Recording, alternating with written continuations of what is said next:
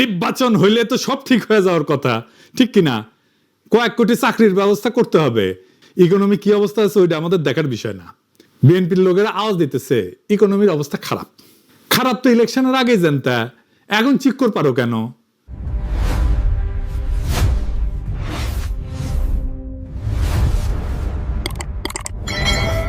আমাদের এই সরকার চাই না, এই সরকার সুবিধা না, মনে হয় না দেশ চালাইতে পারবে। আমরা এই কারণে চাই না, উনি নাকি ফ্যামিলি কার্ড দিছে, আমরা তো পাই নাই। আমরা তো গরিব মানুষ, আমরা সিএনজি চালায় খাই, আমরা কি কার্ড পাইছি? নামগো টাকা দিছে, আবার কৃষক কার্ড দিছে। উনি কয় জুনরে দিছে কৃষক কার্ড? উনি এই মুহূর্তে কেন এগুলা দিল? সময় তো আছে, পরে দিতে পারতো। এখন তো দেশের অবস্থা খুবই খারাপ, অর্থনৈতিক আর্থিকভাবে মানুষ এই দেশে অনেক সমস্যায় আসছিল। এখন আপনি এটা গুছাবেন, গুছাইয়া অর্থনৈতিকভাবে দাঁড় করাবেন, তারপরে আপনার মনের আশা, বিভিন্ন আশা পূরণ করবেন, মানুষের দিবেন, তাকে দিবেন, তাকে দিবেন। এখন তো আপনার দেশটাকে গঠন করতে হবে। আপনি গার্মেন্টস তেল পাচ্ছে না, গার্মেন্টস চলে না, গার্মেন্টস বন্ধ হয়ে যাচ্ছে। তো গার্মেন্টস বন্ধ হয়ে গেলে গার্মেন্টসের সাহেবরা যে চলাফেরা করতো সিএনজি দিয়ে, তারা তো এখন চলে না। আমরা কোত্থেকে যাত্রী পাবো?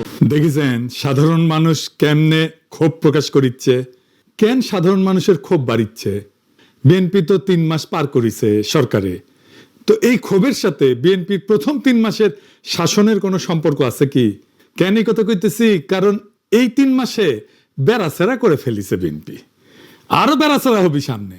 আমির খসরু ওই যে ইন্ডিয়ান মালডা অমিত শাহের সামনে কুজা হয়ে দাঁড়ায় থাকে না, পেন নাম করে, ওইটাই উই কইছে ইকোনমি ঘুইরা দাঁড়াইতে 2 বছর সময় লাগবে। আর অর্থনৈতিকভাবে একটা ভীষণ আমরা ঋণাত্মক অবস্থায় আছি। এখান থেকে প্রথমে আমরা এখান থেকে বের হতে হবে, তারপরে অর্থনীতির সামনের দিকে যাবে। আপনারা নিশ্চয়ই লক্ষ্য করেছেন, আমি বলছি 2 বছর সময় লাগবে অর্থনীতি ঘুরে দাঁড়ানোর জন্য। দেখেছেন 2025-এর জুন মাসে এই ইন্ডিয়ান মালটাই কইছিল এখান থেকে ঘুরে দাঁড়াইতে একটা নির্বাচিত সরকার হইতে হবে, কারণ দেশে নাকি মাজুল অবস্থা, রিজার্ভ নাই, ফরেন কারেন্সি নাই, এই নাই ওই নাই। ইন্ডিয়ান মালটা কইছিল বিএনপি ক্ষমতায় গেলে 18 মাসে কয়েক কোটি চাকরি সৃষ্টি করবে। ওরে জিগাইন তো, কথাটা কইছিল নভেম্বর 2025-এ, মানে নির্বাচনের 3 মাস আগে। তো সে আগেই জানতো তো দেশের ইকোনমি অবস্থা মাজুল, ওই তো নিজেই কইছে। তখন কইছিল যে কয়েক কোটি চাকরির বাস্তবায়ন পরিকল্পনা নাকি হয়ে গেছে। তাহলে এখন ইকোনমি ঘুরে দাঁড়ানোর কথা আসতেছে কেন? নির্বাচন হইলে তো সব ঠিক হয়ে যাওয়ার কথা, ঠিক কিনা? কয়েক কোটি চাকরির ব্যবস্থা করতে হবে। ইকোনমি কি অবস্থা আছে ওইটা আমাদের দেখার বিষয় না। বিএনপির লোকেরা আওয়াজ দিতেছে ইকোনমির অবস্থা খারাপ। খারাপ তো ইলেকশনের আগেই জানতা, এখন চিক্কর পারো কেন? বাংলার লুথার কিং এর অর্থ পরিকল্পনা উপদেষ্টা রাশেদ আল তিতুমি সাহেব একটা কথা বারবার কইতেছেন, বিদেশি সাংবাদিকদের কইতেছেন, দেশি মিডিয়ায় কইতেছেন। কথাটা হইলো আমরা একটা ভঙ্গুর অর্থনীতি পাইছি। হ্যাঁ, ইংরেজি যেহেতু কইছে তাহলে ঠিকই কইছে। বাংলায় হইতেছে আগের সরকার রেখে গেছে একটা ভঙ্গুর অর্থনীতি, দুর্বল প্রতিষ্ঠান, এবং তার ফলে স্থবির হয়ে পড়া বিনিয়োগ পরিবেশ। আগের সরকার তো প্রফেসর ইউনূসের সরকার। আচ্ছা, আমরা দেখবো নি প্রফেসর ইউনূসের সরকার কেমন ভঙ্গুর অর্থনীতি রেখে গেছিল। তো এই কথাগুলো কেন কইলো?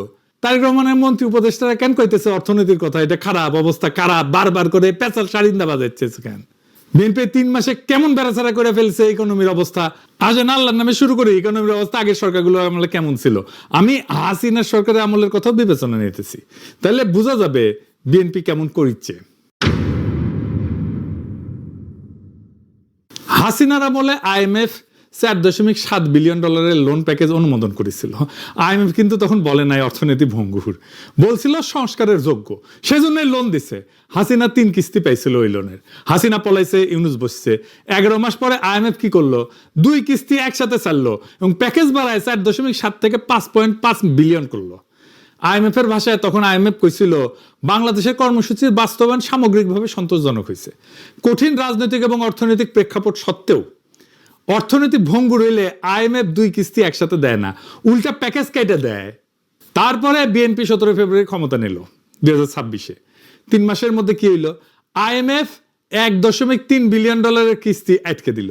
কেন? হাসিনার আমলে আটকায় নাই, ইউনূসের আমলে আটকায় নাই, বিএনপির আমলে আটকাইলো কেন? কারণ ইকোনমির অবস্থা জয় বাংলা হয়েছে। আমির খসরু কইছে না, এখনো সিদ্ধান্ত নেয় নাই IMF, আমাদের লোনের টাকা দিবে না বলে নাই। জুলাই মূল্যায়ন হবে নাকি? ওই ভাবিছে দিবি লোন, না দিবি না। IMF লোন দিবি না, IMF এর দরজা বন্ধের শব্দ দেন এডিটর সাহেব। IMF বন্ধ করে নাই দরজা, বিএনপি নিজেই বন্ধ করেছে, নিজে মারিছে। কেমনে পরে দেখুন। তার আগে একটা ইকোনমিক্সের জন্য গুরুত্বপূর্ণ র্যাঙ্কিং দেখি, অর্থনীতির জন্য। এইখানে 3 মাসের তারেক রহমানের শাসনকালের ইকোনমির অবস্থা কি হয়েছে, বিদেশিরা কিভাবে দেখিচ্ছে, পশ্চিমা শক্তি কিভাবে দেখিচ্ছে, সেটা বোঝা যাবে। এই র্যাঙ্কিং বোঝার আগে কয়েকটা জিনিস জানা নেওয়া দরকার, তাইলে বুঝতে সুবিধা হবে। ব্যাংকে আপনি ধরেন লোন চাইলেন, ব্যাংক সাথে দিয়ে দিবে না। ব্যাংক আপনাকে লোন দিবে নাকি দিবে না, এটা নির্ভর করে আপনার ক্রেডিট রেটিং এর উপরে, মানে আপনি লোনটা শোধ দিতে পারবেন কিনা, এটাই হইতেছে আপনার ক্রেডিট রেটিং। বুঝে চাও, ও দেখবে যে আপনি চাকরি আছে কিনা, ব্যবসা আছে কিনা, নিয়মিত আয় কত, সম্পদ কত আছে, অন্যরা আপনাকে লোন দেয় কিনা, লোন দিলে শোধ দেন কিনা আপনি, ইত্যাদি ইত্যাদি। তেমনি একটা দেশের জন্য ক্রেডিট রেটিং থাকে। দেশকেও ঋণ নিতে হয়, সব দেশকে নিতে হয়, সবচেয়ে ধনী দেশকেও নিতে হয় ঋণ, আমেরিকা, জাপান, ওদেরকেও নিতে হয়। পৃথিবীতে 3টা বড় ক্রেডিট রেটিং প্রতিষ্ঠান আছে যারা দেশের ক্রেডিট রেটিং দেয়, ফিচ, মুডিস, S&P। কোন দেশ থেকে ঋণ ফেরত পাওয়ার সম্ভাবনা কতটুকু, এটাই মূলত তারা পরিমাপ করে আর কি। তো এই রেটিং দেখে 4টা গুরুত্বপূর্ণ সিদ্ধান্ত হয় বিশ্বজুড়ে, সবাই সিদ্ধান্ত নেয় এই রেটিং দেখে সিদ্ধান্ত নেয়। 1 নম্বর সিদ্ধান্ত কে নেয়? আন্তর্জাতিক বিনিয়োগকারীরা সিদ্ধান্ত নেয় কোন দেশে টাকা ঢালবেন, বিনিয়োগ করবে। ভালো রেটিং মানে বিদেশি বিনিয়োগ আসবে, FDI বাড়বে, কারখানা তৈরি হবে, চাকরি তৈরি হবে। 2 নাম্বার, আন্তর্জাতিক ব্যাংকগুলো সিদ্ধান্ত নেয় বাংলাদেশ সরকার বা প্রাইভেট কোম্পানিকে কত সুদের ঋণ দেবে। রেটিং খারাপ মানে সুদের হার বেশি, বুঝেছাও। 3 নাম্বার, আমদানি রপ্তানিতে বাংলাদেশের LC মানে লেটার অফ ক্রেডিট, এটার শর্ত পাল্টাবে কিনা। রেটিং খারাপ মানে বিদেশি ব্যাংকগুলো বাংলাদেশের ব্যাংকের LC গ্রহণ করতে চায় না, বলে অ্যাডভান্স পেমেন্ট করো, কনফার্মেশন ফি বাড়ায়, মানে গার্মেন্টস, ওষুধ, ইলেকট্রনিক্স যা যা আমদানি করা হয় সবার খরচ বেড়ে যায়। 4 নাম্বার হইতেছে IMF, বিশ্বব্যাংক, ADB, এদের সিদ্ধান্ত ফিচের রেটিং একটা সূচক হিসেবে কাজ করে। ঋণের শর্ত এবং সহজলভ্যতা সবই প্রভাবিত হয় ফিচের রেটিং দিয়ে। মানে ফিচের একটা সিদ্ধান্ত মানে বিদেশি বিনিয়োগ, ঋণের সুদ, আমদানি ব্যয় এবং ঋণ পাওয়ার সম্ভাবনা 4টাতেই প্রভাব পড়ে। আর ফিচের আর একটা সূচক আছে যেটা রেটিং এর চাইতে গুরুত্বপূর্ণ, সেটা কি আউটলুক। এটা ভবিষ্যতের সংকেত বলে এই দেশের অর্থনীতি কোন দিকে যাইতেছে, কোন রাস্তায় যাইতেছে, স্থিতিশীল, ইতিবাচক না নেতিবাচক, বুঝেছাও। রেটিং একটা স্ন্যাপশট, মানে একটা সময়ের ছবি, মানে নির্দিষ্ট সময়ের ছবি। আউটলুক মানে ট্র্যাজেক্টরি, কোন দিকে যাইতেছে, বুঝেছাও। তো আউটলুক যখন স্থিতিশীল, বিনিয়োগকারীরা তখন স্বস্তি পায়, রেটিং নামার সম্ভাবনা কম। আউটলুক যখন নেগেটিভ, তার মানে বোঝা যাচ্ছে আগামী 12 থেকে 24 মাসে রেটিং আরো নামবি, বিনিয়োগকারীরা দূরে সরে যাবে, ঋণের সুদ বাড়বি, দেশের অর্থনৈতিক ফাঁস টান হয়ে বসবি।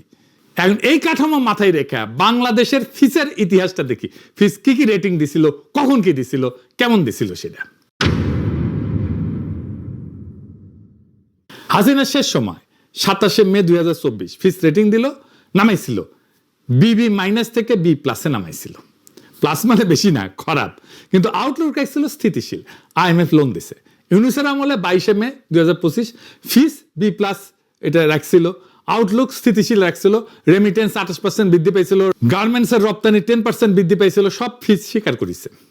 বিএনপি বিজয়ের পরপরই ফেব্রুয়ারি 2026 ফিচ কইছিল যে B+ ঠিক আছে, স্থিতিশীল, বহাল রাখছে। ফিচ বলছিল যে 12 ফেব্রুয়ারি নির্বাচন স্বল্প মেয়াদী রাজনৈতিক এবং নীতিগত অনিশ্চয়তা কমাইছে, মানে পজিটিভলি দেখছিল, ইতিবাচক ভাবে দেখছিল। 17 এপ্রিল 2 মাস পরে IMF কইল তোমার ঋণের যে কিস্তি বাকি আছে যেটা ছিল তা দিমু না, কারণ তুমি সংস্কার করতেছো না। তার 3 সপ্তাহ পরে 13 মে 2026 বিএনপি 85 দিনের মাথায় বাংলাদেশের আউটলুক স্থিতিশীল থেকে নেতিবাচক করে দিল, ফিচ ধপাস করে পড়লো। 3 মাস যা নাই, স্থিতিশীল থেকে নেগেটিভ করলো। তো ফিচ কেন এই সিদ্ধান্ত নিল? ফিচ বলছে আর্থিক খাত সংস্কার না হওয়া, ব্যাংকিং খাতের খেলাপি ঋণ এটা 30%-এর বেশি, আর জিডিপি গ্রোথ এটা নোজ ডাইভ দিতেছে, মানে এটা নোজ ডাইভ দিতেছে। 2026-এ এটা 3.7 হবে, সামনের বছর আরো কমবে, 3.5% হবে। কোভিডের টাইমে এই লেভেলে নামিয়েছিল। এখন কইবেন জিডিপি কি, এটা খায় না মাথা দেয়, জিডিপি বাড়লে আমার কি লাভ? এটা আমি আগে কইছি।